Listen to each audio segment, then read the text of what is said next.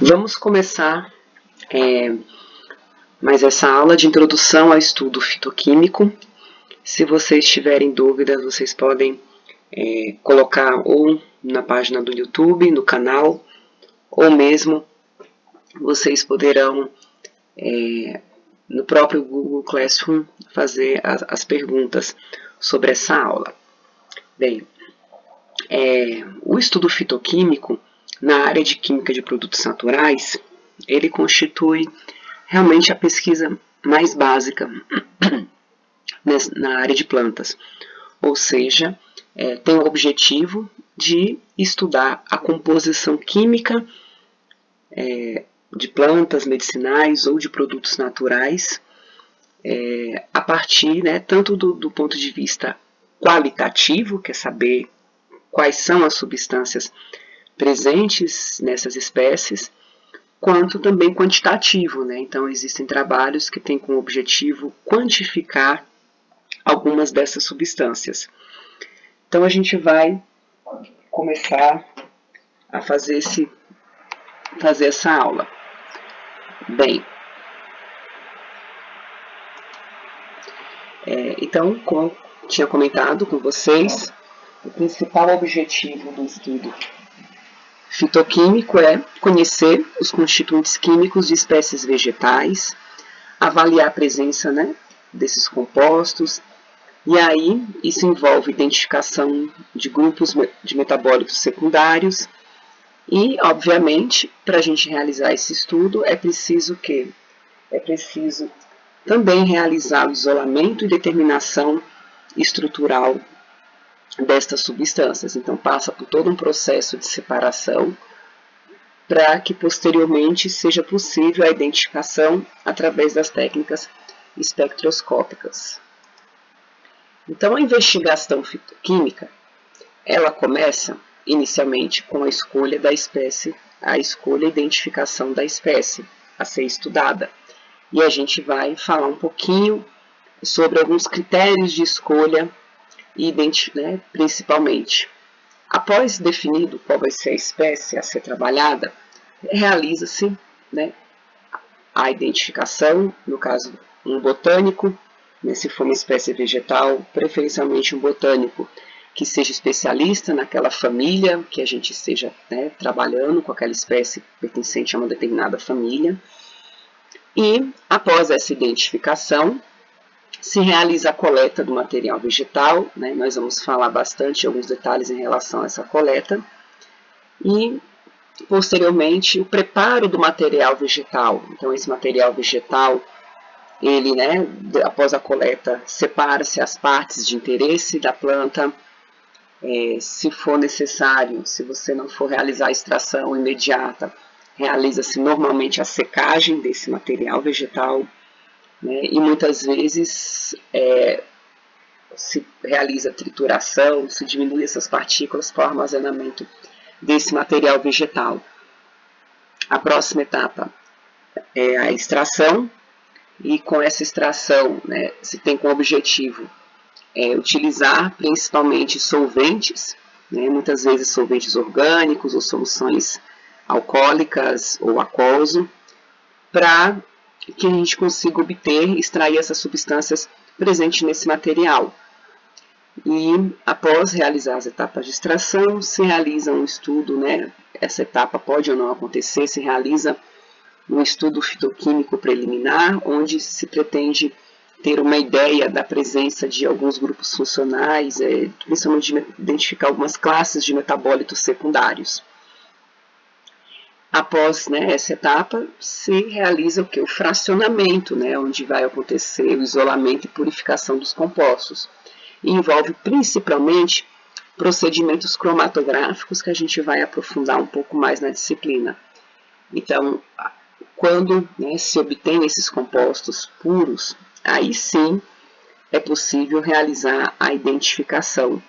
E essa identificação, essa elucidação estrutural, ela acontece através das técnicas espectroscópicas, como ressonância magnética nuclear, infravermelho, espectrometria de massas e ultravioleta. Então, cada tópico que a gente está abordando nessa figura será trabalhado mais, né, de maneira mais profunda nas aulas seguintes.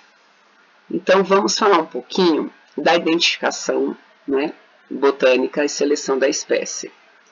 Bem, então a primeira coisa é, quando você está realizando o estudo, realizar um levantamento bibliográfico da planta-alvo, né, se você já tiver escolhido a planta ou a espécie a ser trabalhada. Então, é fundamental saber o que é que já foi publicado na literatura sobre essa espécie. Existe algum estudo químico? Existe algum ensaio biológico que foi realizado com essa espécie? Esses ensaios foram ensaios in vitro, foram ensaios em vivo? Existe algum estudo etnofarmacológico? Essa planta é utilizada por alguma população? Se é usada, qual a finalidade? Enfim, é imprescindível realizar essa pesquisa bibliográfica antes de iniciar o estudo, porque normalmente para se publicar você vai tentar preencher lacunas na literatura. Então não tem sentido você realizar uma pesquisa com uma espécie que já foi feita, né? Então normalmente a gente faz essa pesquisa bibliográfica e define o que é que ainda tem de lacuna em relação a essa espécie, e principalmente a gente que está falando da questão do estudo fitoquímico, para a gente elaborar um projeto e saber o que a gente vai realizar, o que é possível realizar com essa espécie que foi escolhida. Então, uma vez definida essa espécie, a gente vai falar dos critérios, né, de como a gente pode selecionar essa espécie. É importante, né, a gente ter o local exato da coleta, normalmente as coordenadas do GPS, porque muitas vezes a mesma espécie, em diferentes locais, em diferentes biomas, podem apresentar uma composição química diferente, tanto quantitativamente quanto qualitativamente. Então, é muito importante a gente ter o local exato da coleta. Além, obviamente, das condições de cultivo, se for uma planta cultivada ou se foi uma planta, né, que cresce em algum bioma e foi coletado. A idade da planta, se possível, é muito importante, porque a composição química pode, inclusive, variar com a idade da planta. A época da coleta também é importante, porque pode haver uma variação química sazonal dessas espécies e, obviamente, a identificação inequívoca da espécie. Por isso que a gente precisa encaminhar, preparar uma exicata dessa espécie, encaminhar para um especialista naquela família para que ele realize a identificação correta. E, obviamente, catalogar essa espécie em algum herbário, onde a gente vai depositar essa exicata, vai ter um número, né, vai ter um voucherzinho dessa exicata para ter esse controle no herbário, na identificação dessa espécie. Bem, em relação à seleção? Em relação à seleção, ela pode ser randômica, que a gente vai falar um pouco mais, quimiotaxonômica ou filogenética, ou por critérios etnofarmacológicos. Então, vamos começar pela randômica. Então, essa seleção randômica é basicamente uma seleção, digamos, aleatória. Então, muitas vezes, temos espécies vegetais ou outras espécies que a gente esteja trabalhando que não tem nenhum estudo fitoquímico publicado ainda. Então, existem pesquisadores que selecionam espécies pelo fato de ainda não haver nenhuma publicação em relação à composição química. E quando você não tem nenhuma informação, existe aí maior possibilidade de você conseguir publicar, porque, né, uma publicação ela tem que trazer algo de inédito. Né? Então, isso é uma exigência da maioria das revistas. E, no caso, a composição química de uma espécie que ainda não foi estudada do ponto de vista químico, seria, sim, uma informação inédita. Mas, hoje, as revistas estão cada vez mais exigentes, né? E muitas não estão aceitando apenas a composição química, mas quer também que você apresente algum ensaio biológico, né? Para saber, afinal, essa planta, além de ter essa composição química, ela pode ser útil, né, em que tipo de tratamento ou que tipo de atividade. Essa atividade não necessariamente pode ser terapêutica, mas alguma finalidade alimentícia ou na agricultura, né? Enfim, alguma utilidade para essa espécie que está sendo realizada. A questão da pesquisa randômica é porque você tem menos chances de encontrar uma espécie com alguma atividade interessante, porque simplesmente você selecionou uma espécie aleatoriamente, só porque ela não tinha um estudo fitoquímico e foi estudar. Então, a chance dela apresentar uma atividade interessante ela é menor. Então, tem, né, essa questão, essas desvantagens, né, do estudo randômico. Já o estudo quimiotaxonômico ou filogenético, ele se baseia aqui na seleção de uma espécie baseado na quimiotaxonomia, ou seja, numa família, por exemplo. Então, se você busca substâncias ou plantas que tenham uma determinada atividade, né, por exemplo, eu estou buscando outras espécies que tenham atividade inseticida. Então, eu posso ir na literatura verificar em qual família ou qual gênero é possível encontrar espécies com essa atividade. Então, você pode escolher a planta a ser estudada a partir, escolhendo um critério filogenético, né, ou quimiotaxonômico. Eu vou escolher uma espécie vegetal que pertence à família tal, e essa família tem outras espécies que têm essa atividade do meu interesse. Então, um exemplo disso é, no caso, a atividade inseticida é a família Meliaceae. A família Meliaceae, ela é muito comum você ter, né, espécies vegetais que apresentam atividade inseticida, principalmente o gênero Trichilia. Então, foi uma experiência que eu tive no meu mestrado. O interesse, né, era buscar substâncias, né, plantas que tivessem atividade inseticida, e aí foi selecionado uma espécie vegetal da família Meliaceae, do gênero Trichilia, que ainda não tinha estudo fitoquímico publicado. E a espécie que eu trabalhei foi a Trichilia ramalhoi. Então, a gente começou a trabalhar com essa espécie na busca de compostos inseticidas, né? E, obviamente, a gente, né, faz também uma triagem, né? O ideal é você fazer uma triagem, você preparar um extrato e fazer logo um teste com esse extrato, ou seja, selecionar algumas pragas agrícolas e verificar, a princípio, se o extrato da planta é ativo antes de você iniciar a pesquisa fitoquímica, o isolamento, que ele é muito mais trabalhoso. Então, no entanto, não é uma regra que você, ao selecionar uma família que tem várias espécies com uma determinada atividade do seu interesse, que essa espécie nova, essa espécie que não tem estudo fitoquímico, que ela vai necessariamente ter substâncias que vão ter a atividade do seu interesse. E foi exatamente o que aconteceu comigo. Eu comecei a trabalhar com essa espécie, né, não tinha praticamente nenhuma publicação dela na literatura, não tinha nada. E aí, assim, para os químicos, né, isso daí é um prato cheio, não tem nada, então vai ser muito mais fácil publicar. E aí eu comecei a trabalhar com essa espécie, no entanto, nós não tínhamos um laboratório, né, a gente não tinha infraestrutura dentro da mesma universidade para realizar um ensaio inseticida, a gente dependia de outra instituição, então às vezes isso é um problema, porque a gente preparou os extratos, a gente enviou para essa instituição realizar o ensaio inseticida, porque uma vez que o ensaio inseticida, né, tem um resultado promissor, tem um resultado positivo, você vai continuar trabalhando com essa espécie. Se por acaso um dos extratos não tem atividade, você não perde tempo, porque é muito trabalhoso realizar o isolamento de substâncias. Mas o que aconteceu é que a gente não teve uma resposta em tempo hábil, né? O laboratório que fez uma parceria conosco atrasou muito, então eu tive que começar a fazer estudo fitoquímico e tentando fazer isolamento, uma planta muito difícil de trabalhar, muito difícil de realizar isolamento, eu só consegui isolar substâncias muito conhecidas que normalmente você não publica, como alguns fitohormônios, como o beta-sosterol, o estigmasterol, o lupeol, isso daí é muito manjado, isso aí você não consegue realizar uma publicação. E o tempo foi passando né? E eu começando a desconfiar, né?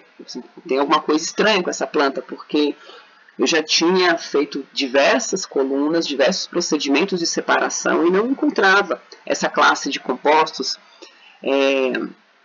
que era comum nesse gênero. Até que, quando eu já estava praticamente para concluir, que eu tinha, né, encontrado uma outra classe de substâncias que não era muito comum nesse gênero, a gente só tinha a triquilha catigua, que é também vulgarmente conhecida como catuaba. Essa espécie tinha uma composição química parecida com a espécie que eu estava trabalhando. Então, vieram os resultados e esses resultados, já muito no final da minha pesquisa, quando eu já estava prestes a defender, foi que essa planta não apresentou atividade inseticida nas pragas agrícolas que eles testaram. Poxa, se eles tivessem me encaminhado isso no início da pesquisa, eu teria um outro direcionamento, né? Então é importante que, ao se estabelecer essas parcerias, né, você estabeleça com pessoas que você confia, né, que vai ter uma resposta em tempo hábil para o seu projeto não ficar comprometido, né? E isso eu acho que comprometeu muito o andamento do meu trabalho.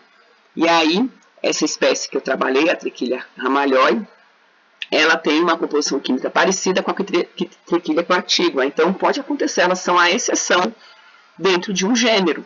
Né? Você tem 80% lá das espécies ou mais com esse perfil químico, né, de substâncias com atividade inseticida, e você pode ter plantas desse gênero que tem uma composição química completamente diferente, e foi o que aconteceu comigo, né? Eu tive sorte e um azar, porque isso me trouxe, né, assim, uma experiência, uma maturidade, né? Às vezes quando as coisas dão errado é que você aprende mais do que quando dá tudo certo. Né? Então é essa experiência que eu tenho para trazer para vocês.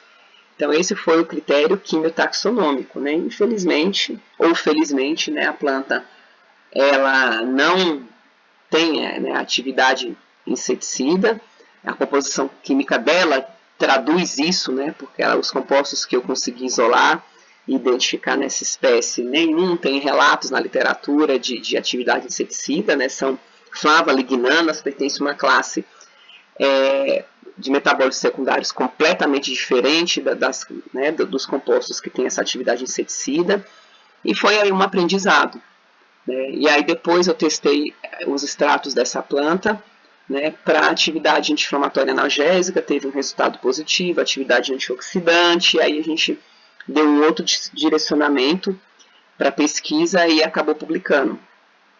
Bem, e aí agora eu vou falar para vocês um pouco do critério etnofarmacológico.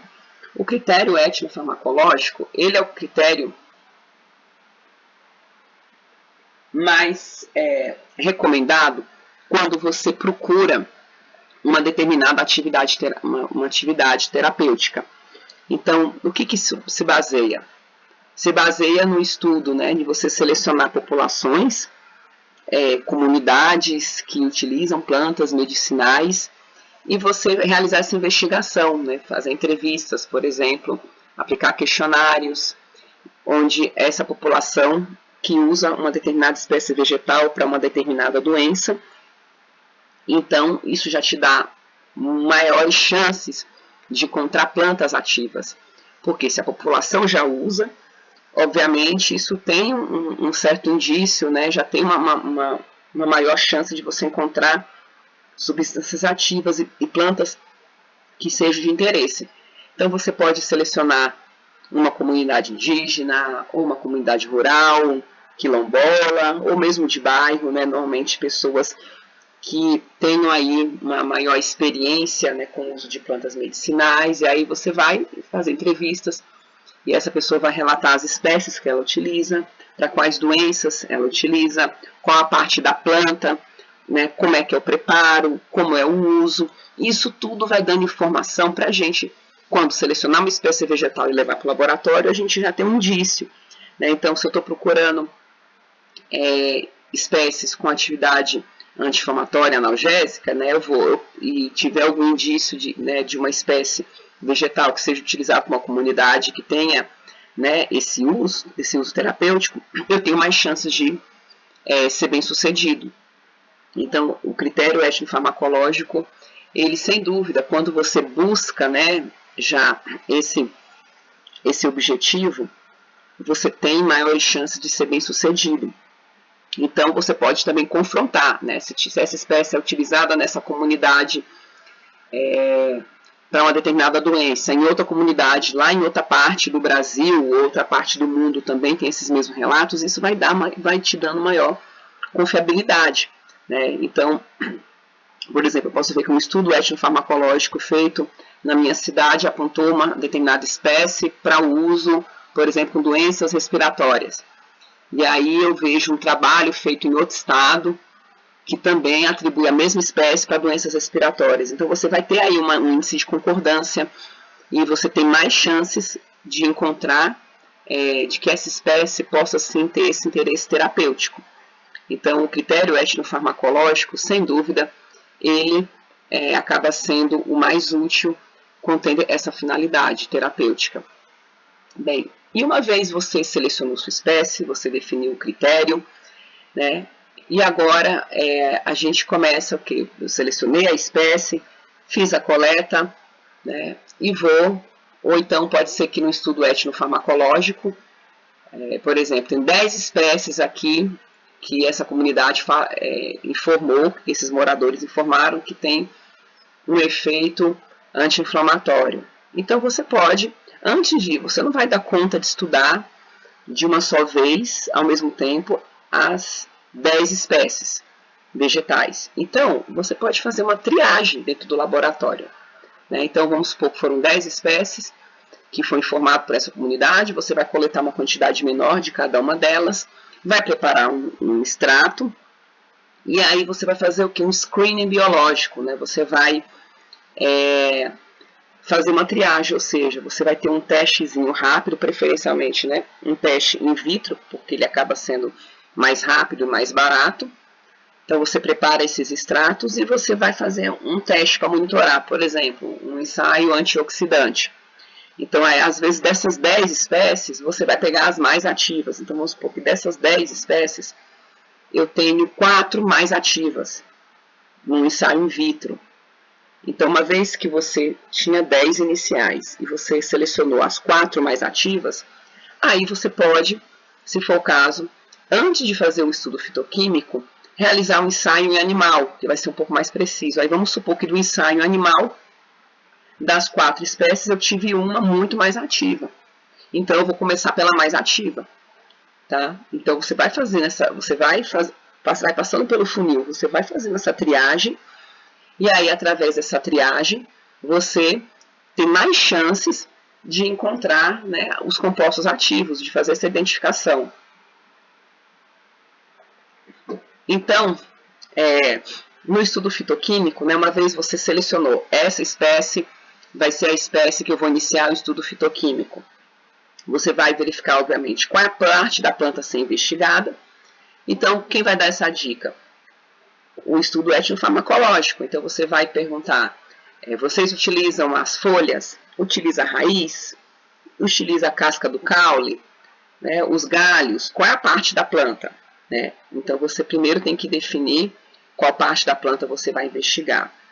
Depois, qual é a quantidade de material a ser coletado? Então, eu fiz esses testes, selecionei essa espécie, vou voltar ao local onde eu posso encontrar uma maior quantidade de material vegetal dessa espécie e vou coletar, gente, a maior quantidade que eu puder. Porque quando você está fazendo os procedimentos de isolamento, a tendência é você ficando com cada vez, o seu material vai purificando, no final você vai ter 5, 10 miligramas. E se você acaba com uma quantidade muito pequena de substância isolada, às vezes você não consegue nem realizar a identificação. Então, você vai coletar quilos da planta, quilos, se possível, dessa espécie vegetal, porque depois você vai ter que secar, ela já vai perder água. Você vai triturar, então você vai ver, se você coletar, sei lá, 10 quilos de planta, no máximo você vai ter meio quilo de material seco, né, por conta da grande quantidade de água. Então, você tem que coletar uma grande quantidade, quanto maior, melhor. E aí, obviamente, você vai, né, separar uma parte do material, né, para fazer a identificação correta. Se for o caso, você pode fazer uma investigação preliminar dos constituintes, através daquelas reações que identificam alguns metabólitos secundários ou não. E aí você vai selecionar uma melhor técnica de extração, né? Uma melhor técnica de fracionamento cromatográfico para isolamento e purificação, que a gente vai abordar isso mais detalhadamente, até você conseguir isolar essas substâncias. Então, na coleta, né? Então, algumas recomendações, né? O preparo das exicatas com identificação botânica, registrar o local que você coletou, o horário, né? E a data de coleta, né? Então, isso é uma informação bastante importante. E cuidado na hora de selecionar o material. Verificar se existem partes afetadas por doenças, se tem ataque de micro-organismos, se ela tem fungo, né? Algum material estranho. Então, preferencialmente, a gente procura pegar a planta sadia. Por quê? Porque muitas vezes, no ataque por um micro-organismo ou por um herbívoro, a planta pode mudar a composição química dela. Ou seja, ela pode produzir substâncias de defesa. E aí, se você está estudando uma planta que ainda não tem nenhum estudo fitoquímico na literatura publicado, e você pega uma planta que está doente, você vai ficar na dúvida, será que essa substância que eu encontrei, que eu isolei, realmente a planta produz ela normalmente ou ela produziu essa substância para se defender? Então, se seu objetivo for esse, for conhecer, né, a composição química normal, em condições normais da espécie vegetal, você não vai utilizar a parte afetada. Agora, depois você pode fazer um outro trabalho que vai ficar também muito interessante, vendo essa espécie vegetal quando ela é atacada por algum micro-organismo ou por algum herbívoro. E aí você vai ver se ela produz alguma coisa interessante, que isso também é uma informação muito interessante, mas isso fica para um outro tipo de projeto de pesquisa. Então, no seu material, você vai ver se tem terra, você vai tirar galhos, insetos, né? Limpar todo o seu material vegetal, outras partes da planta. Então, se você está estudando folha, é importante que você destaque as folhinhas e não tenha galhos ali misturados, né? Então, é importante porque se você tiver galho misturado com folha, na hora que você isolar substâncias, você não vai saber essa substância ela veio dos galhos ou veio da folha. Então, por isso que nessa hora é muito importante que você separe bem esse material vegetal, né? Para você ter um resultado que você, né, consiga reproduzir, consiga afirmar com segurança que você encontrou uma determinada substância nas folhas. E não foi por causa da contaminação da mistura das folhas com os galhos. E assim sucessivamente. Então, aqui é uma foto, né, de uma exicata da planta que eu trabalhei no mestrado, né, a espécie Trichilia ramalhoi, que está hoje depositada no herbário da Universidade Estadual do Sudoeste da Bahia. Bem, então, o preparo do material vegetal. Então, eu posso trabalhar com material fresco, né? Então, esse material fresco, ele tem uma certa desvantagem, porque se eu coletar a planta e não realizar uma secagem, é importante que eu faça imediatamente os procedimentos de extração, porque pode acontecer degradação das substâncias, o material, né, pode produzir um metabolismo de fenecimento, né, de degradação. Então, se você for trabalhar com material fresco, você imediatamente vai ter que colocar essa planta em contato com solvente, porque no momento que ela está em contato com solvente, vai interromper essas reações, então você vai estabilizar esse material vegetal. Mas o que é mais comum no dia a dia é secar esse material, porque muitas vezes quando você vem da coleta, você não tem tempo disponível para realizar a extração imediatamente. Então, às vezes você coleta numa cidade vizinha, alguns quilômetros do laboratório onde você trabalha, então você às vezes não tem condição de realizar essa extração imediata. Então, o que é mais comum realiza a coleta do material, traz para o laboratório e imediatamente coloca esse material para secar.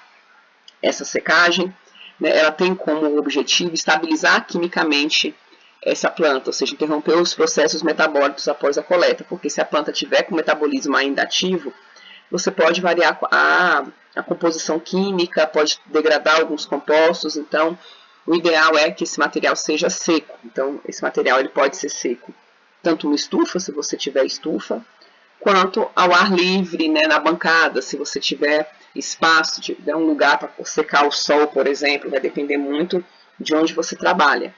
E isso, né, esse processo de secagem, ele tem o objetivo de estabilizar, ou seja, desnaturar as proteínas ou as enzimas celulares. E quem vai gerar essa estabilização? Ou o calor, né, que no caso é o que acontece durante a secagem, ou utilizar agentes desidratantes. Quando você coloca, por exemplo, em contato com álcool, pronto, você já resolveu o problema. Se eu pegar material fresco, né, que foi o exemplo que eu falei com vocês, você pode pegar material fresco, imediatamente colocar em contato com solvente e realizar o procedimento de extração. Então, o álcool, né, que é um agente desidratante, ou outros solventes, e o calor, eles promovem essa estabilização do material vegetal. E aqui, só para a gente ter uma ideia, né, como a gente viu, a finalidade da secagem, obviamente, a retirada de água, impedindo a hidrólise, o crescimento microbiano também, que isso pode acontecer. Então, aqui nós temos essa tabelinha que ele mostra mais ou menos, né, alguns órgãos vegetais e qual a umidade média desse material fresco. Então, normalmente, após a secagem, você vai ter aqui algo em torno de 8% até 15%, 16% de umidade. Então, essa faixa de umidade é uma faixa mais adequada para a conservação do material vegetal. Por quê? Porque alguns agentes deletérios, como bactérias, enzimas e fungos, vão atuar numa faixa de umidade acima de 15%, entre 15% a 45%. Então, se você seca o seu material e ele fica abaixo de 15%, por exemplo, você previne a degradação, né, esses agentes deletérios no seu material vegetal. Bem, então, a secagem, né? Então, você pode fazer uma exposição à estufa, trabalhar no máximo a 60 graus, principalmente se for uma planta que você não conhece a composição química. Então, se essa planta tiver compostos termoláveis, o que vai acontecer? Se eu colocar uma temperatura muito alta para realizar o procedimento de secagem, essas substâncias podem sofrer um processo de degradação. E aí, quando você for realizar o estudo fitoquímico, você vai identificar as substâncias e você não vai, às vezes, nem sempre você consegue perceber que foi um produto de degradação, e aí você vai ter uma informação equivocada. Então, por isso que no processo de secagem, se você for utilizar a estufa, não trabalhe acima de 60 graus. Eu até prefiro 40, 50 graus, preferencialmente estufas com circulação de ar, porque se você mantém a sua estufa fechada, lacrada e ela em circulação, a água que for evaporando, ela vai condensando no seu material vegetal, ele vai ficar todo molhado. Então, às vezes a gente acaba improvisando, deixando a estufa um pouco aberta, né, com a porta ligeiramente aberta, quando ela não tem circulação de ar. Não é o ideal, né? Isso prejudica bastante o funcionamento futuro da estufa. Ou então você pode, se você tiver um local, né, para espalhar seu material vegetal, você pode colocar ele para secar ao sol. Né? Então isso vai depender muito da umidade do local onde você estiver trabalhando, se você consegue secar esse material. Né? E obviamente, quanto mais dividido, menor o tempo de secagem. Então, como eu falei, você pode secar ao ar livre, se você tiver uma condição climática favorável, ou em estufas. Né? Então, posteriormente, né, você vai, com a secagem, você já vai diminuir bastante o volume desse material vegetal, porque ele vai perder água, e aí você vai para os processos de moagem, né? Então, normalmente a gente faz uma trituração para aumentar, para facilitar o processo de extração. Então, a moagem, né, ela tem como objetivo reduzir as partículas. E quando você reduz, você tritura essas partículas, facilita o seu manuseio e transporte, facilita o seu armazenamento e, obviamente, facilita também a extração da matéria-prima. Por quê? Porque o solvente, se ele estiver em contato com o material vegetal e esse material vegetal estiver triturado, ele vai ter maior superfície de contato para realizar a extração. Então, se eu pego a folha inteira, por exemplo, eu não vou ter tanta superfície de contato para o solvente entrar em contato, né, para o solvente realizar essa extração. E se eu tiver ele triturado, aumenta muito a superfície de contato e, consequentemente, a eficiência da minha extração é muito melhor. Então, você, né, vai ter diversos tipos de moinhos que você pode utilizar, vai depender da quantidade de material que você tiver, da dureza desse material, né, da elasticidade. Se você vai triturar folha é mais fácil, se você vai triturar caule, você já precisa de moinhos mais resistentes, né, se você for moer casca, caule, essas partes mais duras da planta, semente, né? Então isso tudo você tem que ter uma adequação desse moinho. E o objetivo, né? Então a extração tem como objetivo retirar de forma mais seletiva e completa possível as substâncias do seu interesse. Então a gente vai utilizar, após ter triturado esse material, ele triturado, eu vou ter uma extração muito mais eficiente. Então, eu tenho que pensar qual é o solvente, qual é o líquido extrator que a gente vai utilizar. Eu vou levar em consideração a propriedade extrativa, né, a polaridade que eu quero trabalhar, a toxicidade também é importante para evitar, né, essa exposição durante esse processo, a eficiência desse solvente, a seletividade, se meu objetivo for selecionar, extrair uma determinada classe de substâncias, a técnica de extração, se eu quero extrair parcialmente, ou se eu quero esgotar, fazer uma extração exaustiva. Então, aqui a gente tem alguns exemplos de líquidos extratores e quais compostos normalmente eles podem extrair. Então, gente, a extração vai acontecer de acordo com a solubilidade, né, a polaridade. Então, solventes que sejam mais polares vão extrair compostos mais polares, né, e solventes mais apolares vão extrair compostos mais apolares. Né, aquela velha lei que a gente conhece, semelhante dissolve semelhante. Então, se o meu objetivo for uma determinada classe de metabólito secundário, primeiro eu tenho que saber essa classe que eu estou interessada. Qual é a polaridade? São compostos mais polares, são compostos mais apolares ou de polaridade intermediária. Tá? Então, se eu tiver interesse em uma classe, eu vou utilizar um líquido, um solvente extrator mais seletivo. Então, vamos supor que eu quero trabalhar com esteroide, terpeno, ácido graxo. Então, eu vou utilizar aqui, ó, esses hidrocarbonetos alifáticos, principalmente o éter de petróleo ou o N-hexano. Então, ele vai ser bem seletivo para esses compostos mais apolares. Agora, né, se eu quero alguma coisa mais intermediária, alguns terpenos, glicosilados, alguns flavonoides livres, eu posso utilizar, por exemplo, alguns solventes clorados, como de clorometano e clorofórmio, ele vai ter uma polaridade um pouco mais intermediária. Depois eu vou falar um pouquinho dos solventes alcoólicos. Então, se eu quero um pouquinho mais polar, eu vou para acetato de etila. Então, o acetato de etila, ele vai dissolver principalmente os compostos fenólicos. O composto fenólico inclui várias classes de metabólitos secundários, como flavonoides, taninos, por exemplo. Então, hoje tem muito interesse nessas classes, né, os flavonoides, por conta da atividade antioxidante, e isso, né, acaba sendo bastante útil em diversas doenças. Então, a fração acetato de etila, muitas vezes, ela é a queridinha de muitos pesquisadores. E algo mais polar ainda, ou água, que é mais polar, o N-butanol, aí é onde eu vou ter os compostos mais polares, como alguns alcaloides, saponinas e alguns açúcares. Bem, então você pode utilizar, selecionar um solvente, né, de acordo com o seu interesse. Agora vamos supor que eu quero conhecer a composição química da planta, eu quero tudo, eu quero extrair o máximo de compostos possíveis, independente da polaridade. Então, você vai, nesse caso, utilizar um solvente alcoólico, como o etanol ou o metanol, tá? Então, esses solventes alcoólicos, eles vão ter uma maior versatilidade.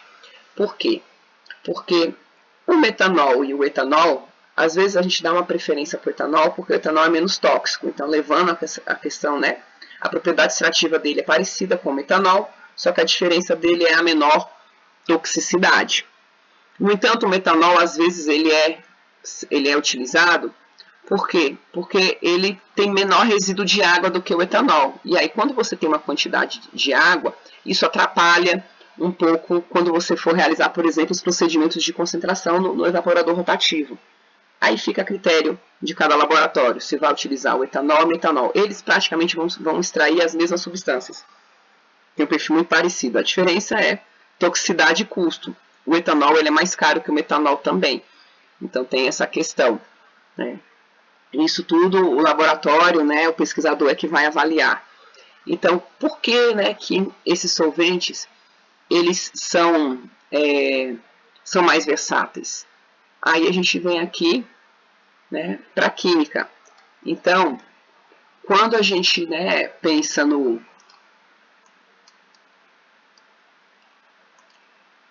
Quando a gente pensa no etanol, né, a gente tem o quê? Vou tentar digitar aqui para vocês. A gente tem CH3, CH2, OH. Tá? Então, aqui a gente tem o etanol e o metanol, CH3, OH. Beleza? Então, o que acontece? Essa cadeia carbônica, aqui que vocês estão vendo, ela é responsável pela interação do solvente com os compostos mais apolares. Então, os compostos mais apolares, né, irão interagir com o etanol, né, tanto aqui nessa cadeia carbônica com 2 ou com 1 carbono do metanol, ele vai ser responsável aqui pela interação dos compostos apolares. E a hidroxila, ele vai ser responsável pela interação com os compostos mais polares. Então, você vai ter aqui, isso explica a versatilidade dos solventes alcoólicos. A cadeia carbônica, né, interage com os compostos, consegue solubilizar os compostos apolares, e a hidroxila consegue, né, consegue interagir com os compostos mais polares. Então, por isso que esse tipo de solvente, ele é o solvente de escolha quando você quer conhecer a composição química de uma espécie. Eu quero conhecer tudo, eu quero extrair tudo. Então, você vai utilizar um solvente alcoólico, ou o etanol, ou o metanol. Vamos ver onde é que nós paramos. Aqui. Tá? Bem, então, a gente tem, né, algumas técnicas de extração e alguns fatores. Então, eu posso utilizar a agitação. A agitação, ela vai aumentar o contato do solvente com material vegetal. Obviamente, eu tenho uma extração mais eficiente. Eu posso trabalhar com a temperatura, com aquecimento, né? O problema do aquecimento é justamente o aquecimento aumenta a solubilização, aumenta a extração. No entanto, se você não conhece a espécie vegetal, pode acontecer degradação de alguns compostos com o uso da temperatura. Então, se você não conhece nada da planta e você quer fazer um estudo fitoquímico inicial, não se recomenda utilizar a temperatura, tá? E aí, o método extrativo, você vai pensar na eficiência, na estabilidade das substâncias, né, no que você tem disponível, né, a finalidade do extrato, no custo do processo que você está utilizando. E aí você tem basicamente algumas técnicas, né, as mais utilizadas, a maceração, que a gente vai falar, a infusão, a decocção, extração por Soxhlet, a destilação por arracha a vapor e a percolação. Então, aqui, né, são alguns principais exemplos de técnicas de extração. Então, você vai ver, primeiro, selecionar o solvente. Para eu selecionar o solvente, tenho que saber o que é que eu quero extrair. Eu quero extrair tudo ou eu quero fazer apenas uma extração de um grupo específico de metabólitos. E aí você vai ver o que você tem de disponível no laboratório, o volume também de material vegetal para definir a melhor técnica de extração. Então, começando pela clássica, né, a maceração. A maceração é a técnica mais básica, né, e muito utilizada. Então, a maceração, ela tem como objetivo, né, você vai colocar o material vegetal em contato com o solvente, né? Então,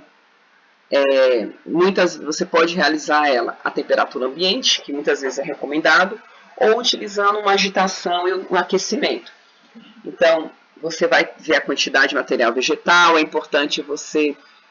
É interessante que esse material esteja triturado, só que assim, claro, ele tem uma desvantagem, porque ele é mais moroso, né? Porque você, por exemplo, na maceração, você pega o material vegetal, coloca num LMAE grande, num frasco grande, num becker grande, cobre com solvente, tampa e aguarda aí 48 a 72 horas. E aí nessa primeira extração você vai filtrar,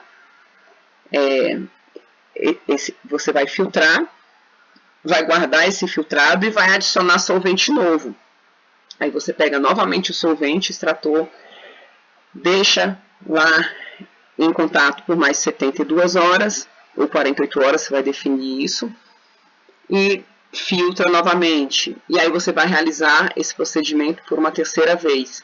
Vai reunir esses filtrados e vai concentrar. Então, essa é a técnica mais básica, né? A maceração mais básica que a gente realiza. Então, o problema é que ela é morosa, você gasta uma grande quantidade de solventes, né? Então, a gente tem aí algumas desvantagens. Então, a maceração, você pode, em alguns casos, utilizar shakes. Esses shakes, eles vão promover, né, uma agitação. Então, essa agitação, ela ajuda bastante aí no processo de extração. A extração por Soxhler, né, é uma percolação continuada, que você vai ter seu material vegetal dentro do aparelho de Soxhler. E aí, aqui embaixo, você tem o solvente. Então, esse solvente que está nesse balão, ele vai ser aquecido através dessa manta. E o que vai acontecer? Esse solvente, ao ser aquecido, ele vai volatilizar, tá? Ele vai volatilizar e aqui, perceba essas mangueiras, aqui passa uma água refrigerada, né? Então, aqui nós temos o que? Condensadores. Então, esse solvente, quando ele evapora, ele vai entrar em contato com o condensador, que está numa superfície mais fria, está passando água refrigerada aqui. E aí, esse vapor de solvente, quando encontra essa superfície fria, o que ele vai acontecer? Ele vai condensar, ele vai gotejar aqui o solvente em cima do material vegetal.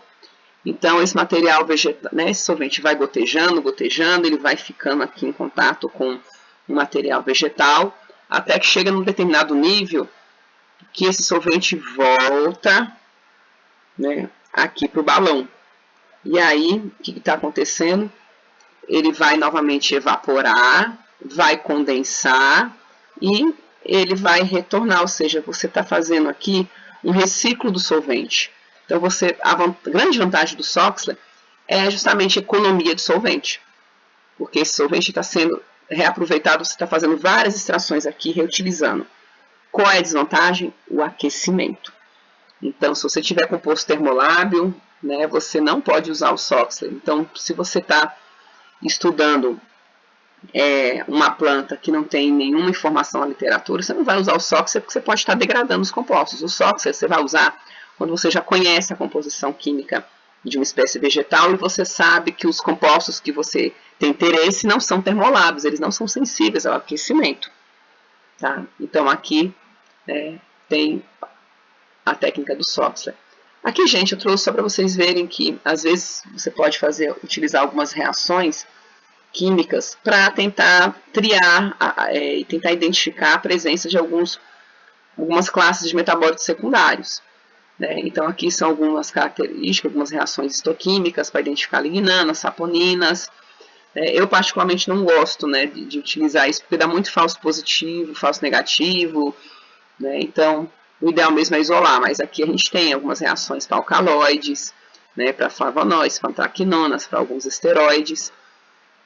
Bem, quando a gente está realizando o fracionamento, né, é importante que você esteja fazendo um monitoramento, justamente para ir direcionando as suas etapas durante esse processo, né, de isolamento dos compostos.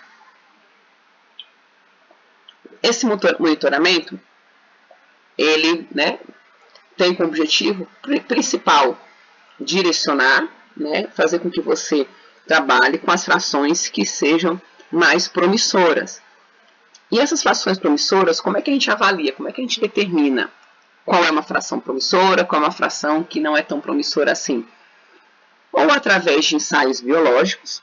Então, você pode fazer um fracionamento e aí você fazer um ensaio biológico rápido, né? Sei lá, um ensaio, você está monitorando a atividade antioxidante, você faz um ensaio antioxidante para o DPPH. Ou você está utilizando micro-organismo, então você vai utilizar, né, esse ensaio, esses mix, para ver qual fração é mais ativa em relação a um determinado micro-organismo. E aí, obviamente, as frações que foram dando melhor atividade, você vai trabalhando com elas.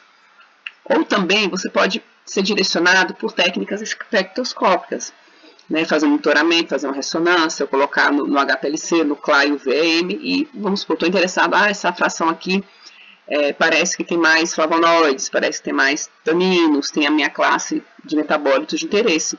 Ou você pode, se você tiver essa possibilidade, combinar o ensaio biológico e o químico, né? E aí você tem mais chances de chegar mais rapidamente nos compostos bioativos. Bem, esse procedimento de extração, né, eu gosto muito dessa figurinha, e aí você tem algumas estratégias que você pode adotar.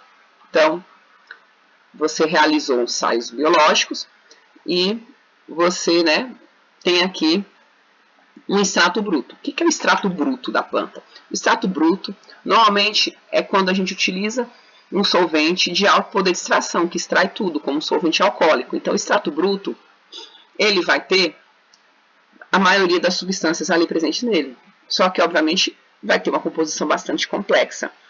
Então, você primeiro, né, com esse extrato bruto, que você pode fazer extrato bruto de várias espécies, e depois selecionar a mais ativa.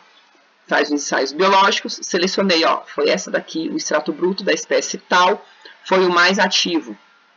Então, eu vou começar a fazer os procedimentos de purificação. Então, faço os procedimentos cromatográficos, que a gente vai estudar mais na frente, e vou fazer um teste biológico. Então, fiz o teste biológico e percebi, essa fração aqui foi a mais ativa. Vou selecionar ela para as etapas posteriores. Então, vou realizando os procedimentos cromatográficos, até chegar nos compostos puros, até purificar, né? E aí, desses compostos puros, a gente, né, faz, se possível, um ensaio biológico, elucida a estrutura através das técnicas espectroscópicas, tá? E um estudo mais avançado, né, você pode, inclusive, tentar fazer alguma modificação estrutural para melhorar a atividade biológica dessa espécie, ou, dependendo do grau de complexidade, você pode, inclusive, ver com alguém que realiza síntese. Será que é possível sintetizar em laboratório? Né? Será que é possível sintetizar análogos, derivados e realizar os ensaios biológicos? Então, isso aqui é uma abordagem bem interessante. Eu vou passar para vocês esses artigos que tem, né, explicando essas figuras de maneira mais detalhada. Então, isso tudo, né, é uma estratégia para você chegar em compostos biologicamente ativos. Então, você faz um estudo de relação estrutura-atividade, né, e tenta chegar nessas substâncias. E essa abordagem aqui, esse fluxograma, ele é muito utilizado no dia a dia. Então, uma vez que você escolheu sua espécie vegetal, né, aí você vai realizar uma maceração, né, o que é mais comum como etanol. Etanol leva aí uns 10 dias, porque você vai fazer isso 3 vezes. 3 vezes de 72 horas, em média, para cada extração. Tá? 3 dias para cada extração. Então, você extrai pelo menos 3 vezes. Evapora, concentra o solvente, aí você vai juntar tudo isso e você vai ter o extrato metanólico bruto, ou etanólico bruto, se você utilizar etanol. Então, a partir dele, então, vocês vão ver que um extrato metanólico, ele vai ser muito complexo. Ele normalmente vai ter uma grande quantidade de substâncias que fica difícil você trabalhar diretamente com ele. Então, uma das estratégias que é muito utilizado é fazer procedimentos de partição, ou seja, essa partição líquido-líquido, você vai suspender esse extrato bruto com a água e utilizar solventes de polaridade crescente. Então, você vai colocar o seu extrato, primeiramente, com o hexano, que é o mais apolar. Então, uma vez que eu coloquei em contato com o hexano, você vai fazer uma extração líquido-líquido, tá? E aí, o que normalmente você vai encontrar? Esteróis, terpenos, acetofenonas, compostos mais apolares. O que sobrar desse material, né, você vai extrair com um solvente de polaridade intermediária, um solvente clorado, ou clorofórmio, ou de clorometano. E aí você pode ter lignanas, flavonoides metoxilados, sesquiterpenos, lactonas, terpenos, cumarinas. Posteriormente, esse material remanescente você pode extrair com acetato de etila, que é um pouquinho mais polar, e aí nesse extrato é onde vai se concentrar principalmente os compostos fenólicos, onde a gente pode ter flavonoides, taninos, alguns ácidos triterpênicos, saponinas, compostos fenólicos em geral. E por último, fazer uma partição com o butanol. O butanol é onde vai ficar substâncias mais polares, alguns flavonoides glicosilados, taninos, saponinas e carboidratos. Então eu vou tentar fazer um esqueminha para vocês verem um pouco como é que a gente faz isso. Deixa eu voltar aqui nesse primeiro slide. Tá? Então você vai escolher, né, um extrato bruto feito com solvente alcoólico, ou etanol ou metanol, que a gente já discutiu isso. Então, você vai ter aqui o seu extrato, né? Deixa eu pegar uma figurinha aqui mais bonitinha para vocês. Então aqui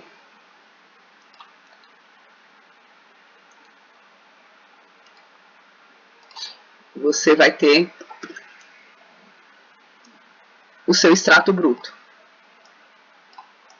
Então aqui você tem o extrato bruto, né? O extrato bruto, vamos supor que foi com metanólico. Tá? Então aqui a gente tem o seu extrato bruto. E aí você vai pegar esse extrato, tá? E vai colocar ele no funil de separação. Vai colocar ele no funil de separação. Então aqui no funil de separação, o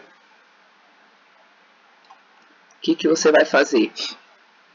Você vai ter o extrato bruto e aí você vai adicionar o primeiro solvente, o mais apolar, que é o hexano, tá? Então você vai adicionar o seu extrato bruto, você vai ter aqui o hexano, tá? E embaixo, né, você vai ter uma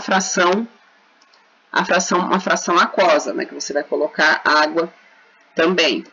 Então a água, ela não se solubiliza no hexano, tá? Então você vai formar duas fases, você vai verter, né, esse material para que o seu extrato bruto que está aqui, ele se distribua entre o hexano e a fase aquosa, e aí você vai coletar esse seu material, você vai coletar esse seu primeiro extrato, tá? O que vai acontecer? Como a água é mais densa, você vai retirar essa água, tá? E vai depois, né, depois que retirar a água, você vai pegar o hexano. Então você vai ter aqui o extrato hexânico. Aí o que você vai fazer? Você vai novamente pegar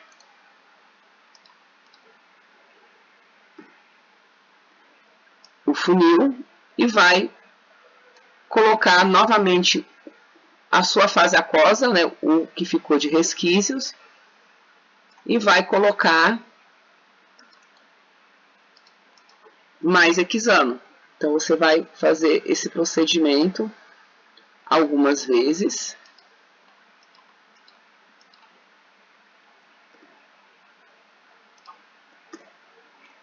E aí você vai realizar essa extração quantas vezes forem necessárias. No mínimo, gente, no mínimo 3.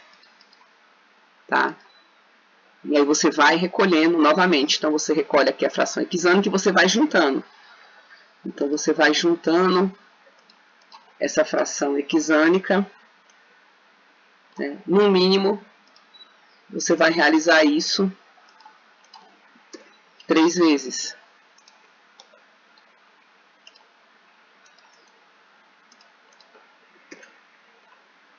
Tá?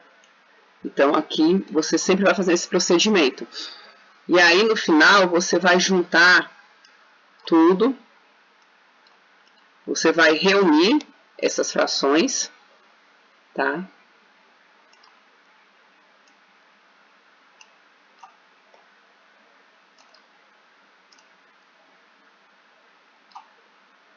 Deixa eu fazer aqui diferente. Vou botar esse colchete.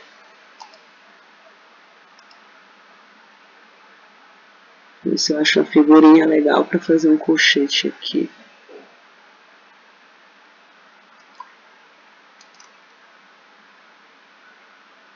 Você vai reunir essas frações. E aí você vai concentrar no balão. Você vai concentrar isso no balão, no rotoevaporador.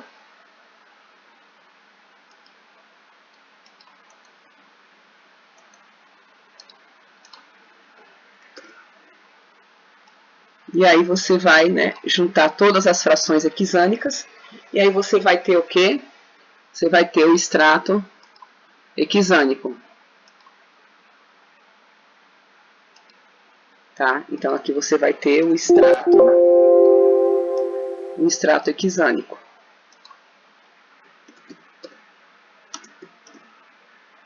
Extrato hexânico.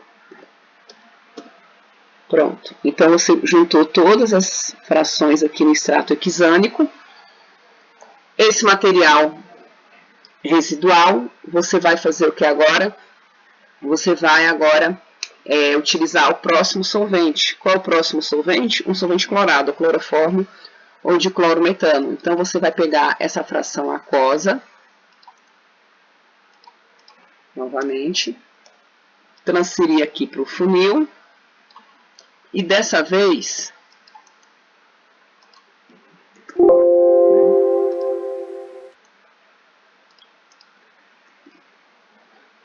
e aí dessa vez você vai ter aqui a fração aquosa, só que a gente vai utilizar o próximo solvente, né, que aí vai ser o material remanescente, ou seja, parte das substâncias, as substâncias mais apolares, vão ficar aqui no extrato hexânico.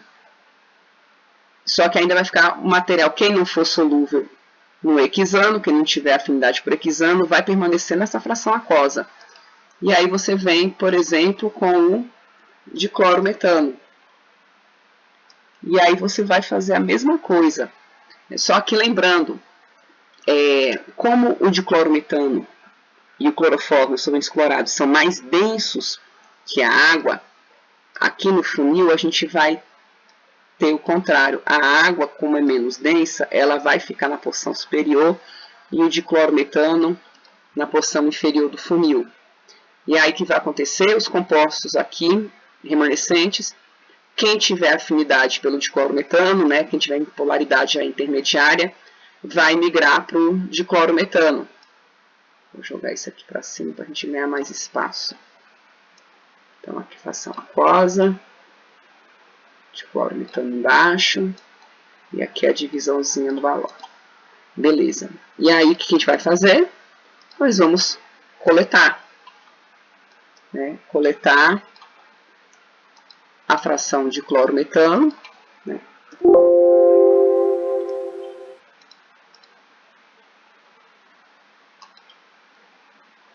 Então, a gente tem aqui de clorometano. Vai, novamente, né? Coletou o de clorometano, a gente vai adicionar mais de clorometano. Vai fazer isso uma segunda vez, tá? Então, a gente vai fazer uma outra coleta. Para a gente botar essa setinha aqui. Para vocês, né? Pronto, aqui. Tá? Depois a gente veio para cá.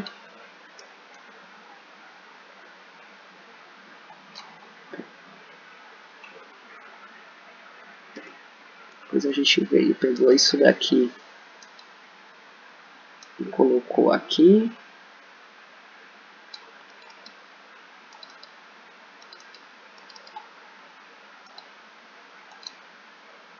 A gente veio para cá e aí a gente novamente, né, vai colocar, adicionar mais diclorometano, botar novamente o que ficou remanescente aqui do aquoso.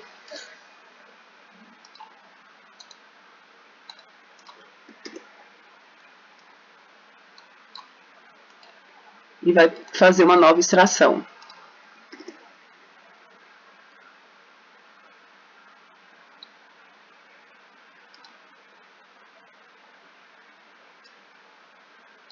Então, vai repetir isso quantas vezes forem necessárias, né? Então, a gente vai repetir isso várias vezes, né? Então, aqui a gente vai repetir várias vezes, né?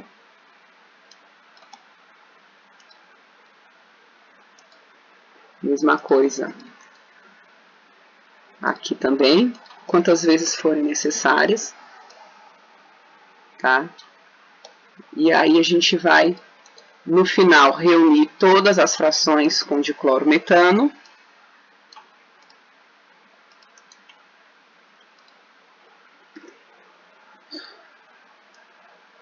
E a gente vai o quê? Concentrar. Concentrar no evaporador rotativo. E aí a gente vai ter o quê? Nós vamos ter o... Como está esse tamanho aqui? O extrato.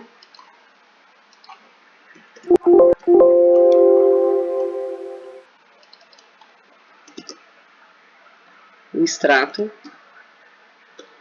de clorometano. Então, a gente fez isso com diclorometano. O que a gente vai fazer agora? A gente vai pegar o próximo solvente, que é o próximo solvente, o acetato de etila. Então, a gente vem aqui e faz a mesma coisa com o acetato de etila.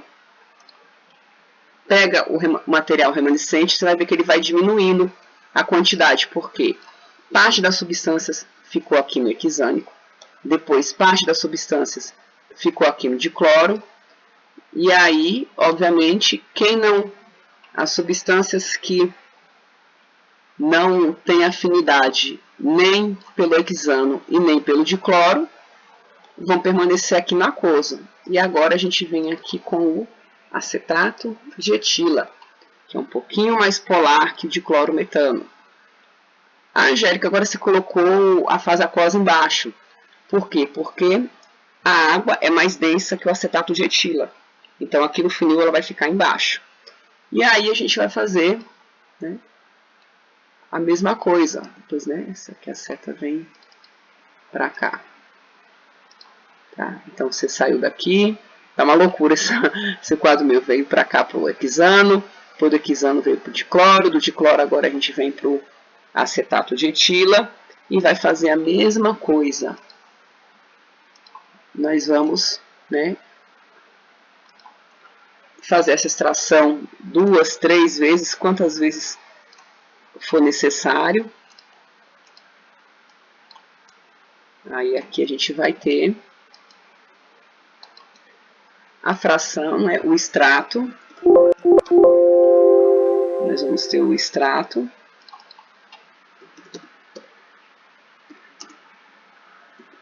O acetato de etila.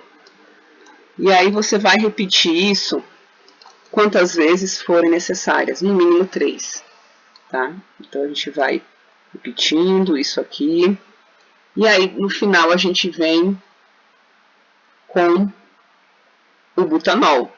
Né? Então eu vou aqui, para poder a gente ganhar espaço, eu vou trazer isso um pouco para cá.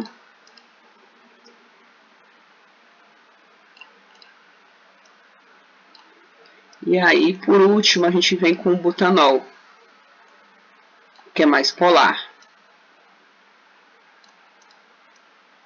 Então, a mesma coisa aqui. E aí, a gente pega essa fração aquosa e vai agora para o butanol.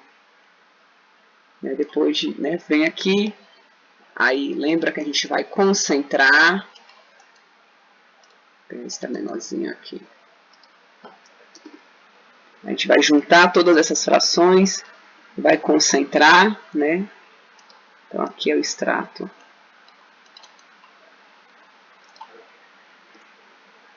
Aqui o extrato acetato de etila. E aqui é onde a gente tem o que? A fração acetato de etila. Tá? Então, concentrou. Nós temos o extrato de clorometano, o extrato hexânico, o extrato acetato de etila. E agora, nós vamos ter o último, que é o metanol, o butanol. Então, aqui o butanol, ele já é mais denso. Então, ele vai ficar na porção inferior.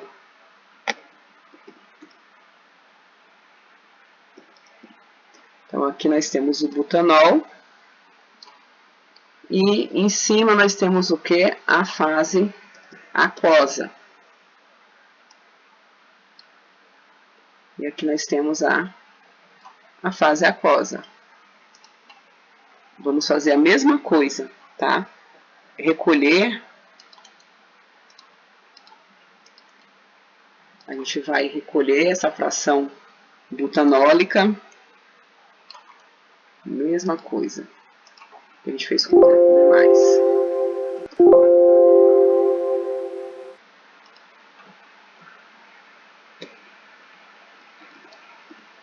Então, aqui a gente vai ter a fração butanólica. A gente vai realizar esse procedimento quantas vezes forem necessárias.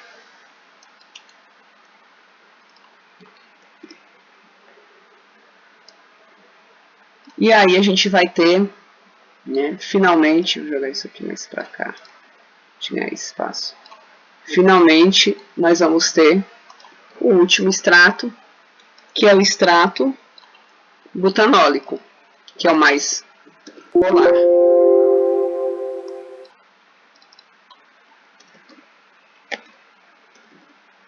Extrato butanólico. Então, tá aqui.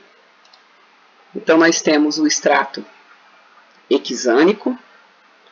Nós depois obtivemos o extrato de clorometano, acetato de etila e butanol.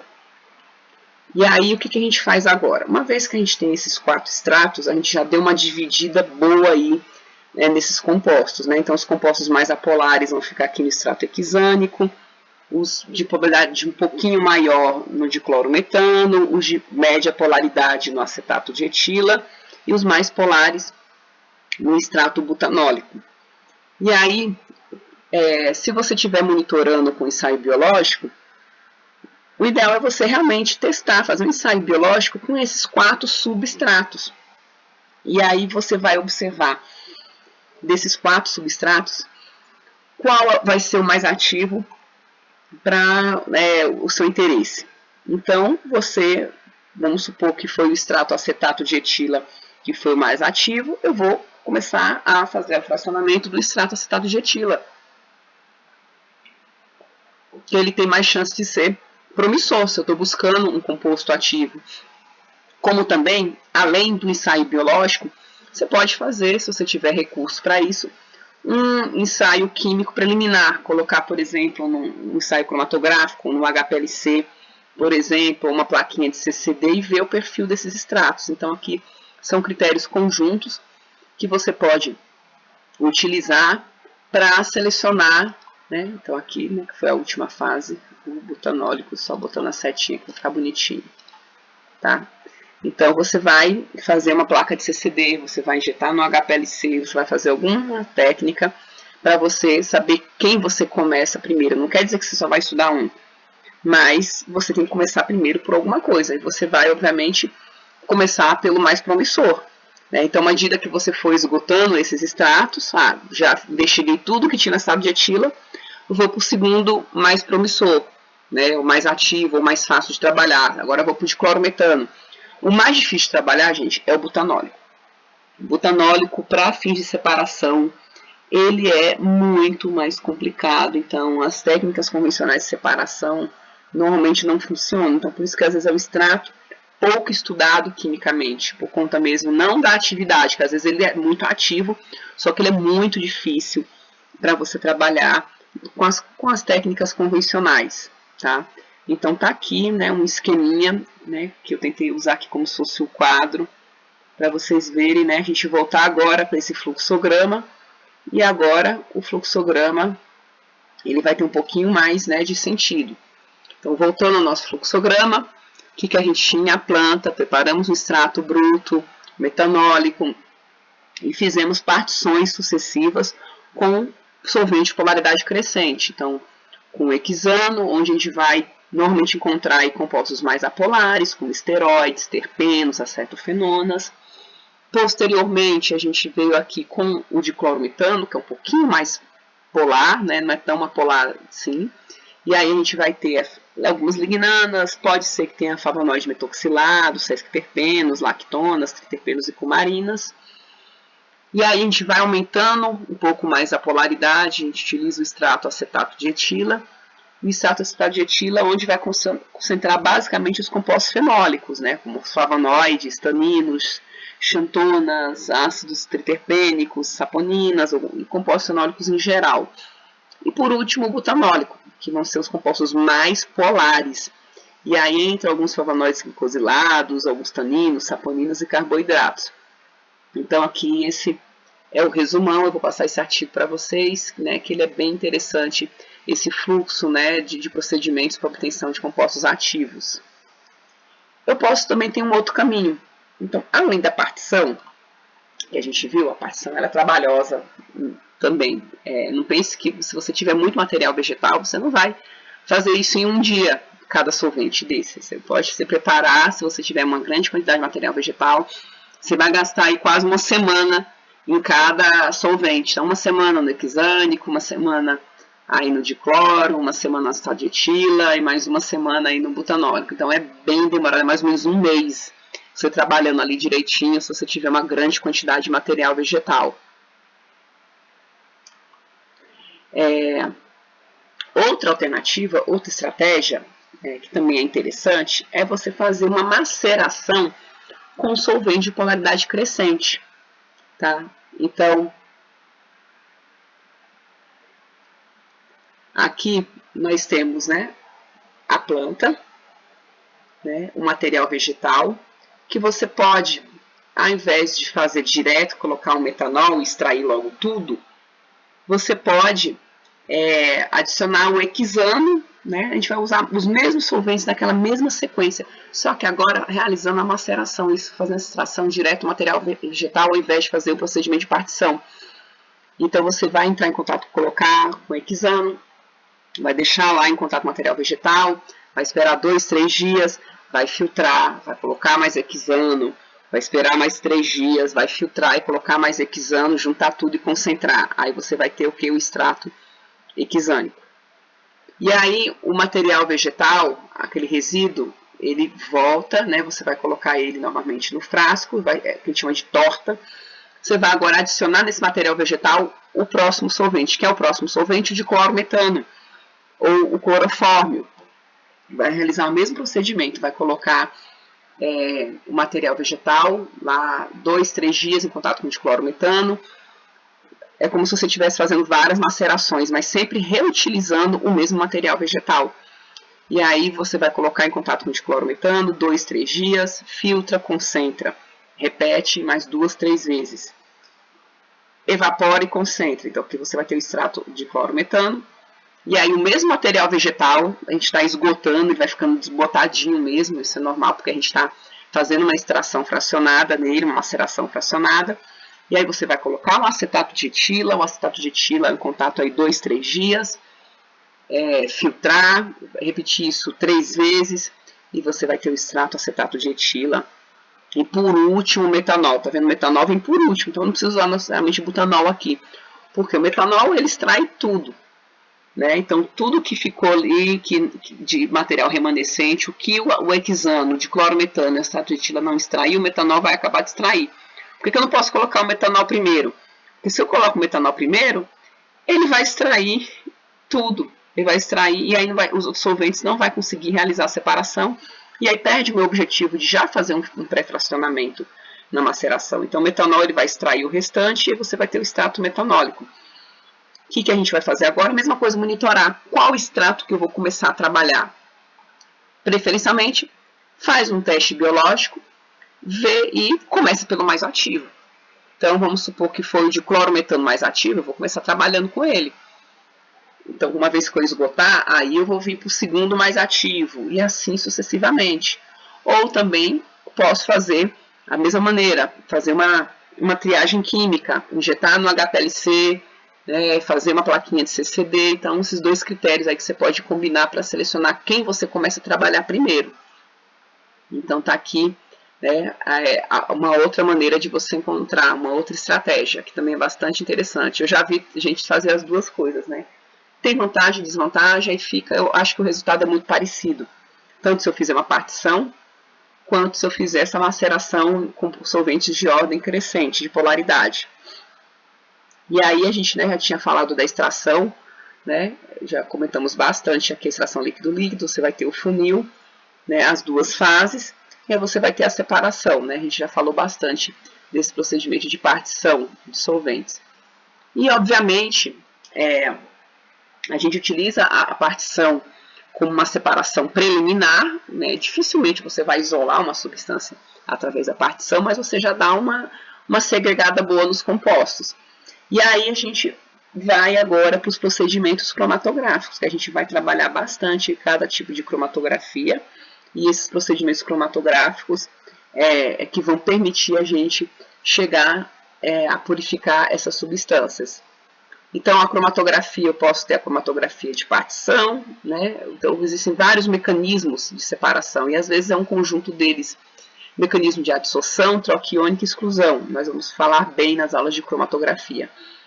A cromatografia, quando usa como mecanismo partição, é justamente a polaridade, né? Então, você vai ter uma determinada polaridade da fase móvel e da fase estacionária. E aí a substância ela vai se dividir aí nessas duas fases. A adsorção, que é um fenômeno de superfície, normalmente a adsorção e partição elas estão em conjunto, um mecanismo conjunto, onde a substância vai ter uma atração, uma interação pela superfície da fase estacionária. A troca iônica ela é mais específica para trabalhar o quê? Compostos que tenham carga. Então, você vai ter fases estacionárias com carga positiva e negativa. Obviamente, meus compostos, para ser separados, eles precisam também ter carga, né? Isso é muito mais utilizado para proteína, aminoácido. E a exclusão molecular, que a gente vai falar bem lá na frente, ela já vai separar por tamanho, principalmente.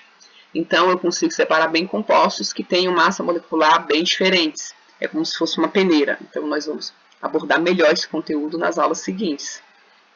E aí a cromatografia em camada delgada, né, ela é basicamente, né, a técnica que a gente mais utiliza rotineiramente no laboratório, onde a gente vai aplicar essa plaquinha e vai ver o perfil desse extrato ou das frações, né. Nós vamos trabalhar bastante a cromatografia em camada delgada nas aulas seguintes. Né? E aí a gente vai ter aula de cromatografia em coluna, então você monitora na plaquinha de CCD. Quando você já tem uma quantidade, agora eu vou fazer um isolamento, eu vou rechear uma coluna cromatográfica, rechear, por exemplo, com uma sílica, como essa aqui que eu estou mostrando para vocês, foi uma coluna que eu fiz no mestrado, e vou realizar a separação. Então, você vai coletando os tubos de ensaio, tá? Vai utilizar uma fase móvel, e aqui você tem as plaquinhas que você vai monitorando. Então, a gente não tem um detector, a gente não sabe o que está acontecendo aqui de separação.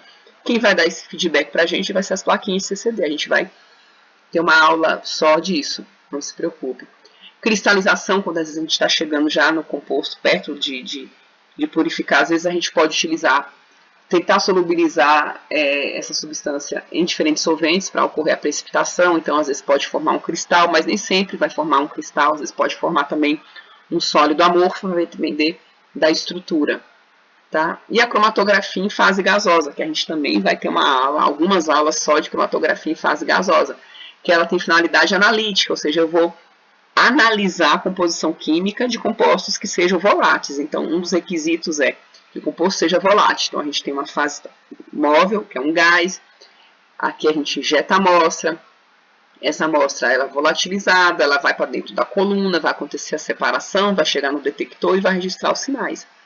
Nós vamos tratar melhor, né, desse assunto aí umas 2 ou 3 aulas pelo menos para falar da cromatografia em fase gasosa. Tá? Então, a cromatografia em fase gasosa, ela aplicada na área de produtos naturais, basicamente eu vou utilizar para compostos voláteis, né, cujo ponto de ebulição não chegue a 300 graus. Então, vai ser, obviamente, compostos menos polares. E uma coisa que é importante, eles têm que ser termoestáveis, porque se eles degradarem com a temperatura, né, aí você vai analisar um composto degradado. Então, aqui são alguns requisitos, né, e a gente vai discutir isso bastante na aula de cromatografia em fase gasosa. Então, quais são as classes? Basicamente, os óleos voláteis, os óleos essenciais, algumas lignanas, né, flavonoides, ele é mais restrito com a gliconas, a gente vai discutir isso um pouco mais aqui do CG. E a cromatografia líquida de alta eficiência, ou seja, o que a gente não consegue analisar pelo CG, que o CG é muito mais prático, a gente analisa por HPLC. E aí a gente vai discutir bem, né, a análise por HPLC, vai ter aí umas 3 ou 4 aulas, né, e basicamente, né, a detecção que a gente utiliza na área de produtos naturais é o VVIS. Tá? Então, nós vamos trabalhar bem esse conteúdo na aula de cromatografia líquida de alta eficiência. E uma vez que nós isolamos os compostos, eu preciso agora identificar, né, quem é essa substância, esse sólido que eu encontrei. Então, a gente precisa o quê? Nós iremos recorrer às técnicas espectroscópicas de identificação de compostos orgânicos. Então, ela inclui o ultravioleta, o infravermelho, né, que basicamente o infravermelho consigo ver os grupos funcionais, mas sem dúvida as mais úteis para elucidação estrutural é a espectrometria de massa e a ressonância magnética nuclear, de hidrogênio e de carbono. Então, normalmente essas duas técnicas, principalmente se é uma planta, uma espécie vegetal que eu não sei a composição química, então provavelmente quando eu isolar, quando eu tiver ali um cristalzinho ou um pozinho, eu não vou ter ideia do que seja aquilo. Então não adianta eu fazer um infravermelho, não adianta eu fazer um ultravioleta nessa situação, porque o infravermelho vai dizer, tem carbonila, tem metil, tem metoxila, tem anel aromático, mas eu não vou conseguir chegar na estrutura. Então, com a ressonância e com a espectrometria de massa, eu vou montar o quebra-cabeça, e aí é uma parte bem desafiadora, né, você trabalhar com a identificação, que a gente também vai falar um pouco mais à frente na disciplina. Então, isso, gente, essa aula é um panorama, é uma introdução. Cada slide desse que a gente viu nessa aula vai ser uma aula onde a gente vai aprofundar mais essas técnicas, tá? Então, aqui, basicamente, o que a gente consegue ver de informação química dessas técnicas? Ultravioleta, pelas presenças de duplas ligações conjugadas, anéis aromáticos. Então, o ultravioleta ele vai ser mais útil para a gente como detector do HPLC, que a gente vai falar melhor sobre isso. O infravermelho, consigo ver, né, ali pelas bandas, a identificação de grupos funcionais. Se eu tenho carbonila, se eu tenho anel aromático, se eu tenho hidroxila, e etc. Também não dá tanta informação para elucidar, você não consegue montar uma estrutura sem nenhum conhecimento prévio, só com um espectro de infravermelho. Aí sim, a espectrometria de massa já traz um pouco, ela é um pouco mais informativa, ela vai me dar a massa molecular da substância, que isso é bastante importante, e muitas vezes o padrão de fragmentação vai me auxiliar no quebra-cabeça, vai me auxiliar na montagem da estrutura. Também eu só consigo elucidar uma estrutura completamente com espectrometria de massa se for uma estrutura simples. Se for estruturas mais complexas, não. Então, normalmente, a gente acaba recorrendo à ressonância magnética nuclear, que aí vai me dar o esqueleto carbônico, hidrogênio da molécula. E aí, juntamente, essas duas aqui, ó, que a gente mais utiliza em conjunto para chegar numa estrutura. Principalmente se eu não conheço, né? Eu não sei, eu estou estudando uma planta que não tem nenhum estudo fitoquímico, eu não faço ideia das substâncias ali presentes. Então vai ser muito mais desafiador, dificilmente você vai identificar alguma coisa sem ressonância. E é importante que você tenha uma boa quantidade de substância isolada, porque menos de 5 miligramas vai ficar muito difícil realizar a identificação. O massas não, massas a gente precisa de muito pouco. Agora, a ressonância magnética nuclear, ela, quanto maior a quantidade de amostra que eu tiver, 5, 10, 50 miligramas, melhor ficam os espectros, fica mais fácil para você fazer a análise, mais rápida também é a análise. Então, por isso, vocês lembram lá no início que eu falei, gente, que quantidade de material vegetal que eu vou coletar? O máximo que você puder. o máximo que você puder. Por quê? Quando você vai fazendo, você viu ali que a gente faz aquelas partições, a gente faz extração, faz partição, vai fazendo coluna, vai fazendo cristalização, até que no final a gente chega numa quantidade muito pequena. E às vezes dá pena, que eu já vejo, às vezes a gente chega com menos de 1 miligrama de um composto puro.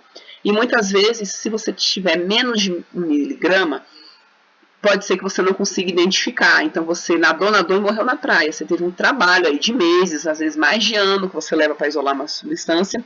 E você pode chegar ao ponto de ter uma quantidade tão pequena que você não vai conseguir realizar a identificação. Então seu trabalho pode ter sido em vão. Por isso que a gente recomenda muito que você, quanto maior a quantidade de material de partida, mais chances você tem de conseguir maior quantidade de material no final. Então, para eu fazer um espectro de carbono, por exemplo, da ressonância, se for uma estrutura mais complexa, sem o carbono, às vezes eu não consigo chegar na estrutura. Eu preciso aí de 10 miligramas, 5 miligramas. Isso se eu tiver um instrumento aí de 600 MHz. Então, vai depender de onde você vai realizar esse experimento. É uma técnica extremamente cara, né? São poucas instituições. Acho que na Bahia a gente só tem uns 2 no máximo, né? Tem um funcionando na UFBA e um outro que está desativado. Então, acho que em funcionamento, que eu saiba, a gente só tem um na UFBA, em Salvador, funcionando, um de 600 MHz. Então, é cara as análises, né? E você, né, precisa, quanto maior a quantidade de amostra que você tiver, melhor vai ser seu espectro.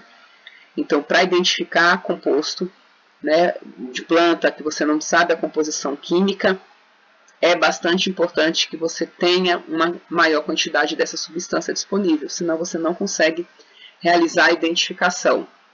Tá?